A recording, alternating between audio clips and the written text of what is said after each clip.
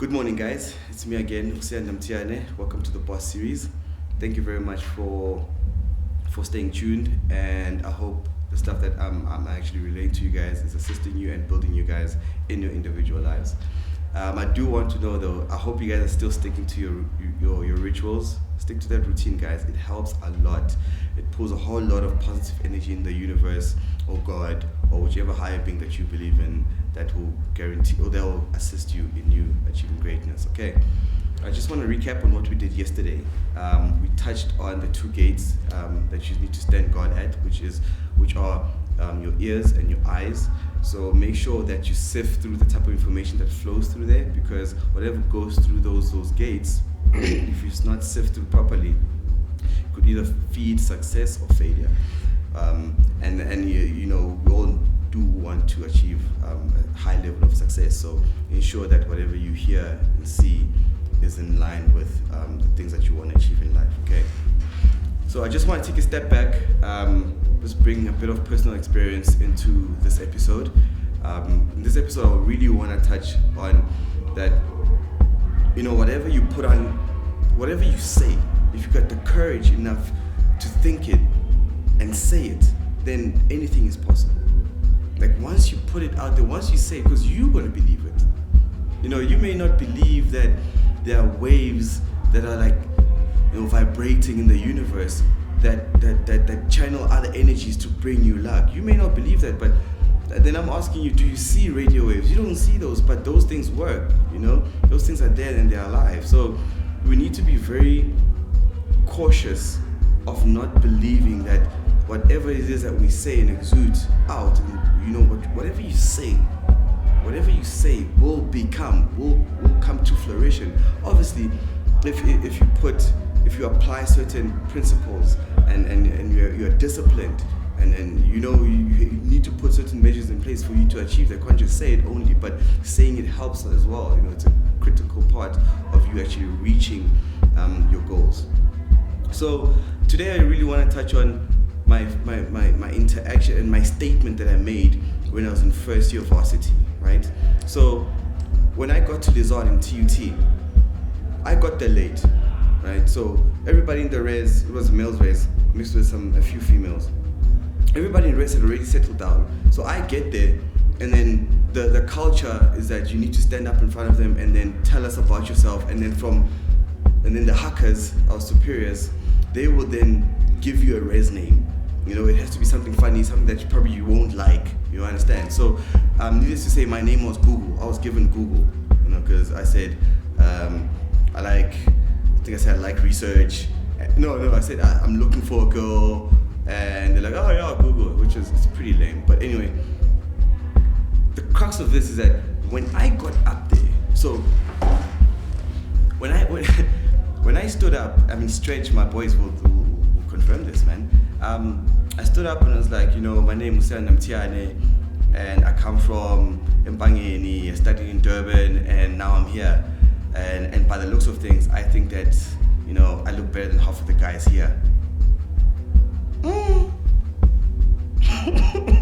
I didn't know what I was doing, you know? You should have seen the disgust in their faces. Like, they were like, this guy, where does he get off coming here and telling us that he looks, you know, better than us, you know? But I didn't really care much about what they thought. I was telling them about me. I think that I look better than you. So if you feel some type of way about that, like, well, at the time, you know, I felt like if you feel some type of way about that, then, you know, you really need to look inwards and say, man, do you think you look good? Because if you think you look good, then you look good, son.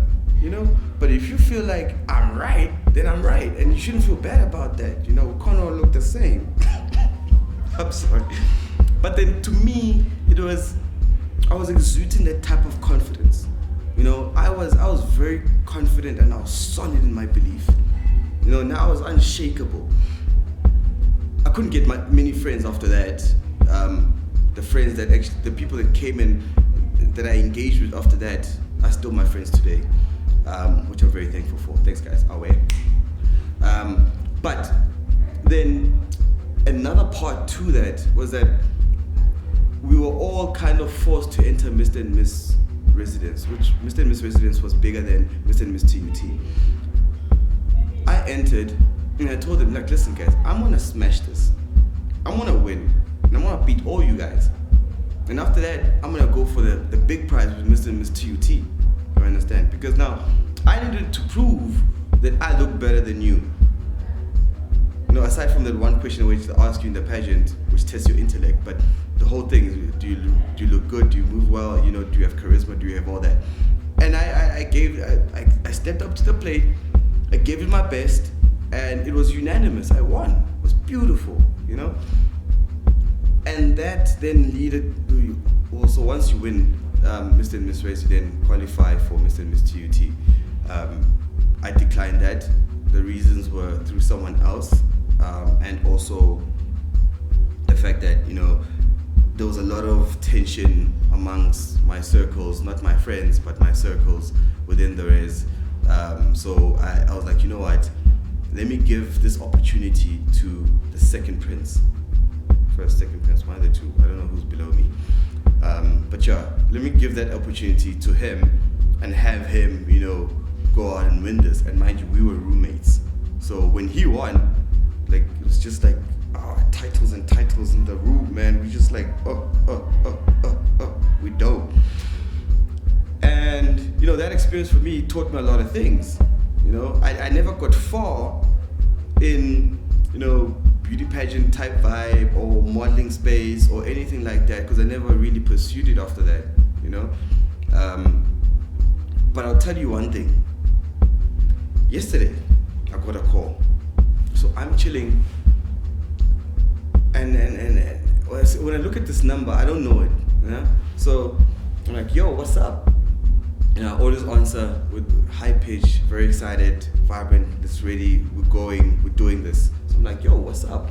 This lady is like, hi, Sandra, how are you? I'm like, I'm fantastic. And she's like, what are your confidence levels from a scale of 1 to 10, right? I'm like 50. And she's like, oh, dude, jeez, I thought you were gonna say 80. I'm like, yeah, you got me. But now, the reason for a call was this, that she said that she's got a client, this client, which is Heineken. They want me to do a talk. They want me to come and present. And this is over 2 days, the 16th and 17th of August. Now, this for me was, I see it as a big break. I see it as something that I can bounce on and take the next steps after that, which will then lead me to a greater purpose than what I'm currently doing. Because I wanted to be an MC. I am an MC. You know, I've done a couple of gigs in an MC environment that I believe that public speaking is for me.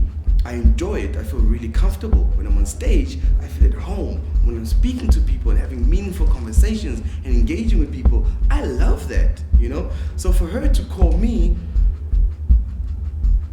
and saying that a brand like Heineken wants me to come and speak at their event for 2 days is amazing. And I haven't even seen this. I haven't even seen the series. You know, and I'm thinking to myself, wow, you know, all the energy that I have been putting out, doing these free gigs, just playing around with the idea and the thought that, damn man, I would love to be on stage for the rest of my life. You know, I would love to be like Trevor Noah. Trevor, I'm coming for you, boy. You know, I'm coming for you. You know, those are the type of things that I think are very important. You need to visualize yourself being there and say it. Say it. You know, when I was entering for the pageant, I said it. Like, I'm going to win.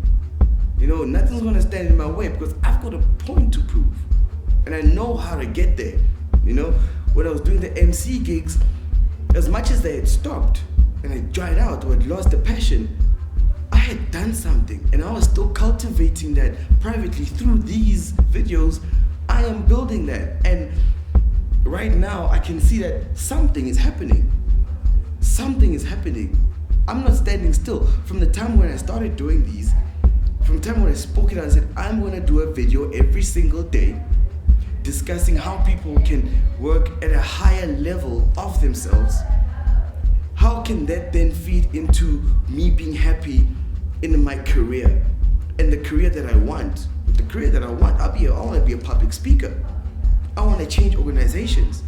I want to change the youth. I want to speak to the youth. I want to empower the youth. I want to empower young professionals, old people, anybody really who kind of gets it, but they're just stuck in this box, which is life and the rules that have been, placed on us, that you can only be this, you can only do that. So those two events happen in two different stages of my life.